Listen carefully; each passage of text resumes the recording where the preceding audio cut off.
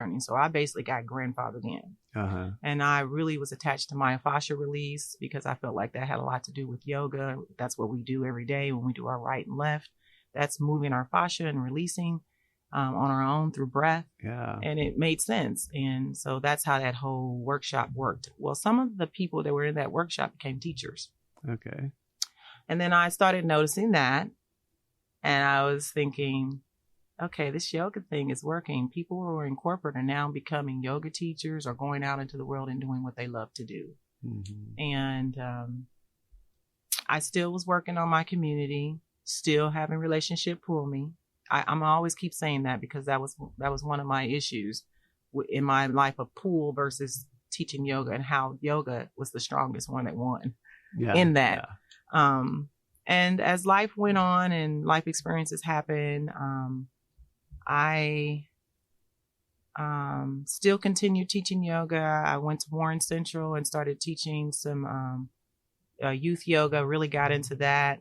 And I just started spreading my wings around and just promoting myself and putting proposals out there with YMCA and other youth programs, dance programs. And I've been doing that for since 2004. And then in 2014, I needed a shift. And the shift was I started noticing other yoga teachers coming around of color. Ah. And I was thinking, this is great. 2004. 14. 14. Oh, yeah. 14. Where I was looking. So you about 10 years of doing your thing. And then, doing my thing and doing a little bit of traveling, and then eventually not traveling. And then I got in a car wreck, and in the car wreck, my body shifted. And I started learning what the noise that people were talking about in their body. Because remember, yoga is easy for me. I was kind of contortionist and didn't even realize it. Okay. My body wasn't able to do those positions anymore to a degree. Uh-huh. And then I was tired walking up the steps, and I was picking up weight, and my hormones were off, and I couldn't figure out what was really going on, and I wasn't teaching hot yoga anymore. And hot yoga really cleansed me, teaching as many classes I was teaching through the week. So, I now also went through therapy for a year, and they encouraged me not to do yoga because I was already hyperextended in my limbs. Physical therapy. Yeah. And that did something to me, and it made me pick up more weight, and that depressed me because, again, I love movement. Yeah. And then finally, after maybe 6 to 9 months of therapy, nothing was really working, where I was still having these little funky little dee-dee. This is hurting behind the neck. Yeah. Good morning here in the lower back. And I got tired of that noise. Yeah. So I finally told the physical therapist, I'm done with therapy. I'm getting ready to go back to yoga. Full out. I can't do this anymore. I need to get my fascia release work happening. I know what's going to heal me. And so once I started that, I did that for about 2-3 months. My body got better. I felt much better. My hormones were still off. Couldn't figure out what that was, but that was a shift of change in life. I was getting close to 40. Things you eat, you can't eat anymore. And even though I didn't even eat that much, it's the same good foods you eat. You have to start winging those out and finding new things to eat. And, by 2015, I decided to start as I call it, a yoga life coach technique model that I wanted to come up with. And I was going to take 6 women that were curvy and put them on this program that I created. And out of the program, I pulled 4 people that are now basically lives have transformed from that. I had not packaged it yet. I didn't even know I had the ability to do it. I just was doing it. And so 15 and 16 and 17, I had just been living a life of creating what I think I might possibly could be and what yoga could be current for me. And then I found Thai yoga massage. And so in Thai yoga massage, the Somaveda down in Florida was like the cherry on top of everything that I knew. It helped me to find the structure and the lines, the meridian lines, and how to clear out along with doing my fascia work. So I combined the two because when I came out of Thai yoga massage training, they allow us to be creative in whatever it is that we do and merge it based off the structure. So that's how I came up with Thai fascia. And so now when I do Thai fascia, it is about 5 to 6 of us will retake Thai yoga massage and infuse it with flowing movements where it's almost sensual as a touch along with passive acupuncture touch. Okay. And what that does, it releases and it also opens the neck and spine and drains out lymphatic, release out of the joints.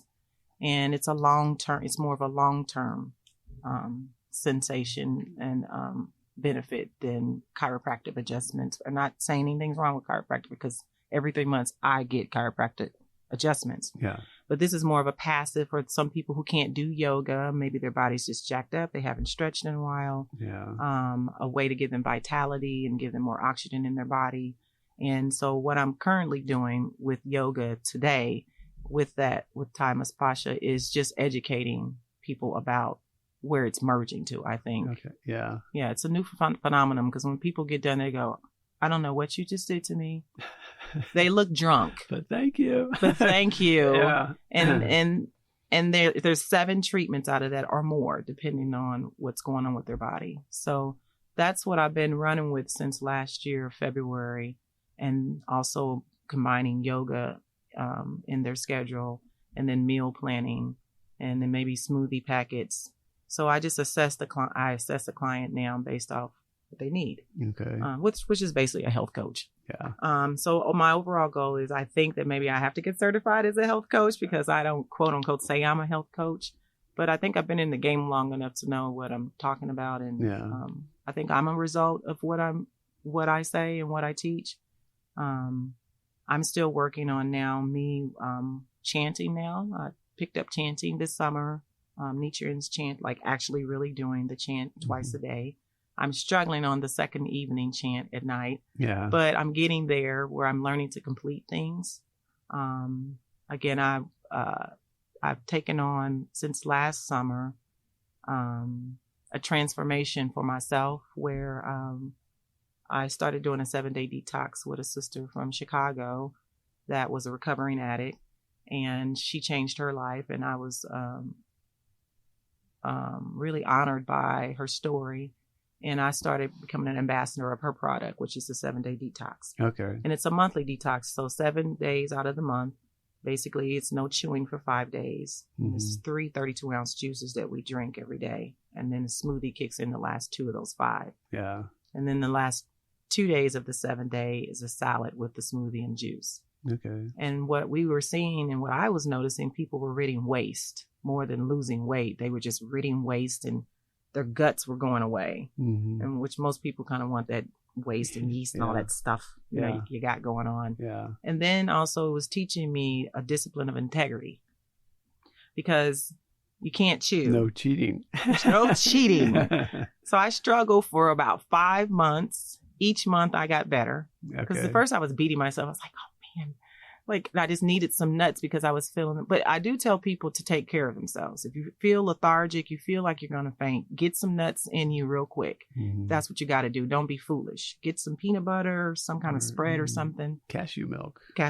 Yeah. New York. Yeah. Yeah. Cashew milk, almond milk, any of those. But for people who've never had that, I'll say get a spread or something and eat something because sometimes you have to work with people's mental, and sometimes you don't want people to fail. So you want to help them understand, okay, today you did that. And it's okay. You got the next day and continue it on because you want to get them to a completion as much as possible and understand there's something bumpy about it and it's okay. Mm-hmm. It's not going to be smooth. You don't have to be perfect. Just keep doing it every month. And your whole goal is to aim to get there. And when you get there, you'll feel rewarded. If you just say, oh, I couldn't do that. I did it for 3 days. Oh, that's terrible. Shut it down. That's what people do with yoga. They'll go to a yoga class and they'll say, oh, yoga's not for me. That was too hard. Oh, no, I couldn't do that. And so I always tell people that was that class. I said, there are over 20 plus types of styles of yoga now that basically can resonate to your body. So I really advocate about chair yoga, restorative yoga. I only talk about Ashtanga yoga now because I went to Mysore. Okay. I tell people if you want to transform and you want to know how strong your body can get, do Ashtanga. If you want to do that once or twice out of the year to get that pull and detox and want some clarity and just get away from the noise, do Ashtanga. Yeah. But I don't encourage to do it for life. I mean, because that's hard. It can be hard on your body. Yeah. And then do some restorative. So when I do assess clients, I give them three different types of yoga that I think that they should carry with them every 10 years. Every 10 years, I think people should change yoga styles. Okay. From watching yoga for almost 20 plus years, your body changes. And I think that's the bigger thing in yoga today is educating people on how to know what type of yoga to take now. Because to get rid of the fad, you're taking yoga. Well, what does your body need now? What does your body need 20 years from now? I don't need Ashtanga at 90 years old. Yeah. You know what I mean? Yeah. I don't need power vinyasa today, right now, in a mental state that I may be in currently.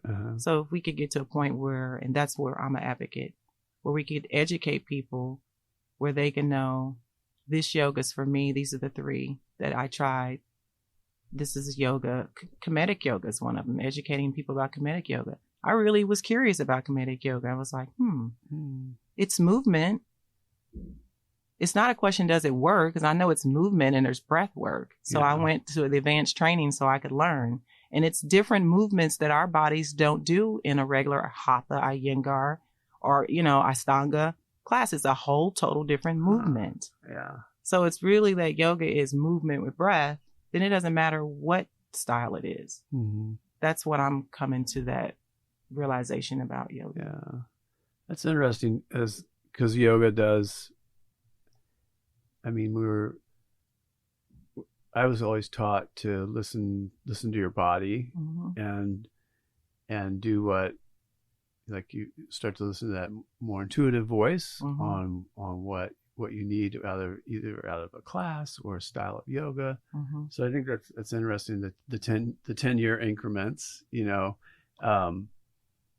know I came into yoga through meditation. And so like my meditation in my 20s was different than in my 30s and 40s and now 50s. Yeah. So, but finding, like a lot of yoga the last 10 years and how that's played into, the little shifts. Yeah. And like what my body needs. And I think like all of us have this innate sort of attachment to what's familiar. Exactly. So we sort of disregard aging. Yeah. Right. And it's like, oh, I'm just gonna keep doing this and I can stay young. Yeah. So I think that's very interesting that your perspective on like, what style is gonna, and even we're seeing less of a focus on styles anymore. Yeah. You know what I mean? I mean, it's kind of that becoming more therapeutic. Seems like to me, it's like, what do I need? Yeah. It's like when I first started, I remember it was Hatha, Iyengar. It was just learning the alignment. Yeah. And then it came into power yoga, vinyasa for breath, because I needed to learn how to move breath. And I just learned how to stand in a line and know that I'm breathing and not tensed up and in a car tensed up.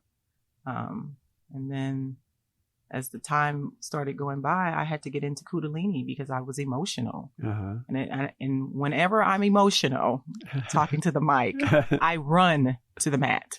Okay. I tell people. So that's where the colorful yogis get on the mat came from. Okay. So I'm going to talk about that because colorful yogis get on the mat is getting ready to get trademarked. And what that was a play on the words to get Black people on the mat. Okay. And then over time, I knew that it would be all different types of yogis where it became colorful, because the only way I could pull them in is to say something colorful. Okay. Because I feel like, yes, we do as Black people need some space to understand where yoga is, because as a race, I believe that we're behind. And there's a lot of questions. There's a difference for me teaching a Black person versus another race. It's a difference because the culture's different. The same as if when I was in India, when I taught English, was teaching the Indians, there's a different way that they learn. So they weren't used to the fluidity and flow. They were used to a 10 hut, tell me what to do.